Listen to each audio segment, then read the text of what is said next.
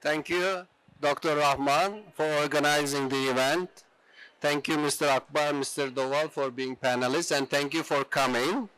I'm very happy to be in India, one of the biggest countries on earth, not only in terms of population, but also in terms of its culture, history, and scientific impact. So my book, Islam, Authoritarianism, and Underdevelopment, has been translated into 15 languages, but Hindi is particularly important for me for various reasons. Primarily, I analyze golden age of Islam from 8th to 12th centuries, how Muslims produce scientists, philosophers, and economic entrepreneurs. At that time, Muslims learn from ancient civilizations. They learn paper making from China, mathematics from India, philosophy from Greece, and then taught them to Europe. At the time, Europe was under dark ages. And my analysis of Muslim societies is very important for Muslims and non-Muslims to understand the complexity of Islamic history. Therefore, with 200 million Muslim minority, a large population of Hindus and other religions, India is important for my book to have a lively debate on multiple issues. So in few minutes, a few sentences, let me summarize to you what the book is about. It starts with contemporary analysis of the problem of authoritarianism and underdevelopment. Now, everywhere in the world, there are political debates and democracy in crisis. In my country, in the United States, many people are worried. I came here from Europe. I was in Vienna, where there is a discussion on the problem of terrorism, authoritarianism, and other problems. So, but as a Muslim myself, I want to examine out of 200 countries in the world, 50 Muslim majority countries. And these countries today, similar to other countries on the earth, have problems. But when we look at the history of these societies, we see much more dynamic scientific approach, philosophical approach, and development. So I've been living in the United States for 26 years. After 9/11, many people in the media, politics, they blame Islam, saying that, look, Muslim societies have problems because of their religion. And in the book, I show how weak this argument is, because Islam is a progressive religion. It was compatible with progress during the Muslim Golden Age from 8th to 12th centuries. But what is different at the time, and why don't Muslims have the same dynamism today? Some people say because of colonialism and imperialism. This is the second argument I engage in the book. So I say it is not Islam, but we should not focus on colonization either. Because colonialism, yes, it is a problem. Imperialism is a problem. But instead of blaming others, foreigners, international factors, Muslim societies look at their domestic issues, focusing their own ideas and institutions. Second, chronologically, when I analyze Muslim history, stagnation, philosophical and scientific decline start before colonization. That's why instead of Islam and colonization, I point to another problem, which is the ulama-state alliance, how the Islamic authorities lost their independence and became part of state structures. Especially, they established a partnership with military states.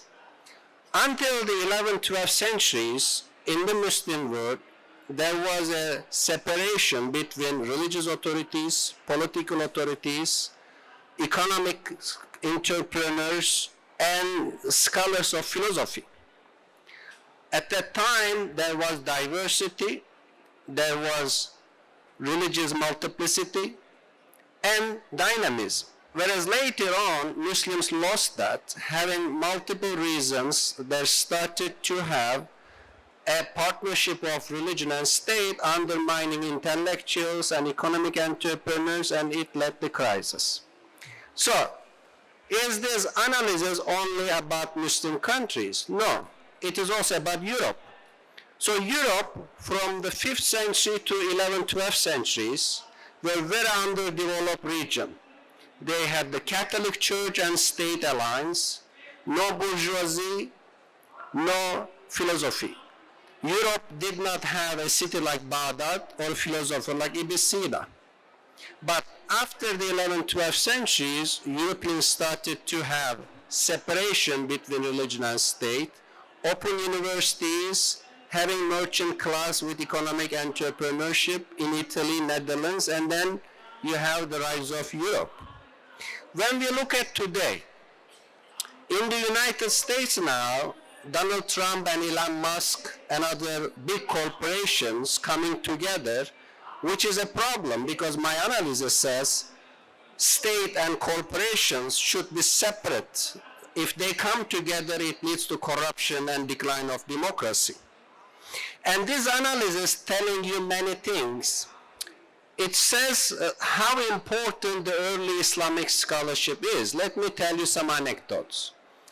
Abu Hanifah, I have a Turkish origin with Hanefi, and I heard that many Muslims in India are Hanefi too. Abu Hanifah was the founder of Hanefi school.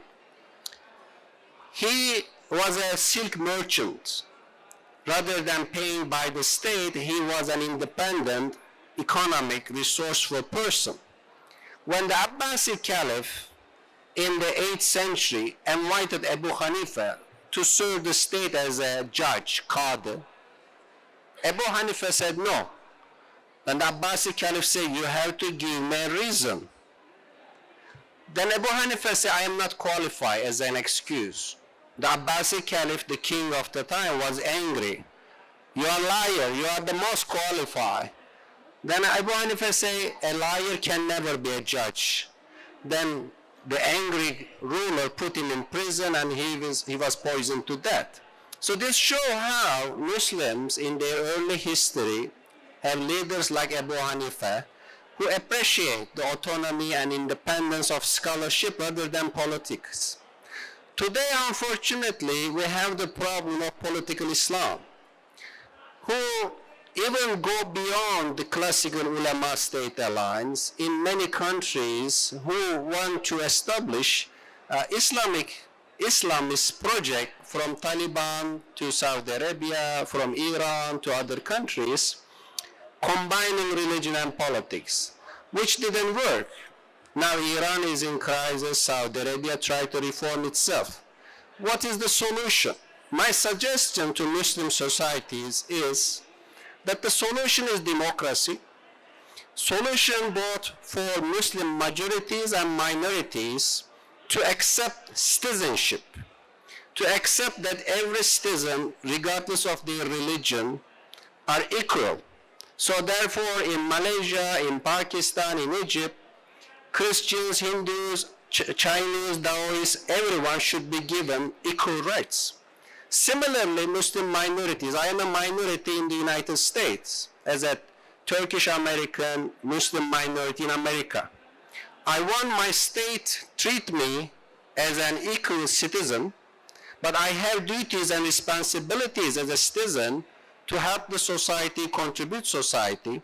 Rather than politicizing my religion, I play a positive role as a citizen of the country.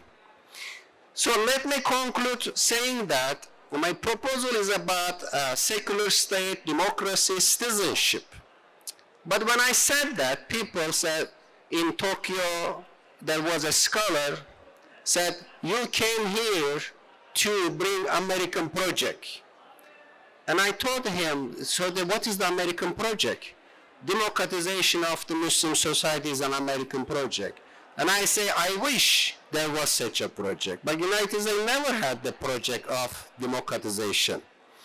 And my proposal is not a Western agenda of an American project. Instead, I'm trying to show Muslim readers and non-Muslim readers that when Muslims were successful from 8th to 12th centuries, it was a time of coexistence, open-mindedness, accepting diversity.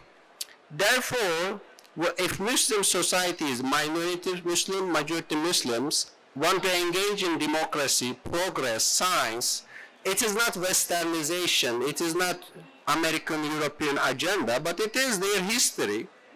And Muslim history is full of inspiration for a progressive future, for the young people especially, to get modeled. That's what the book tried to emphasize. Thanks for listening, and I'll be happy if there will be a question later on. Thank you.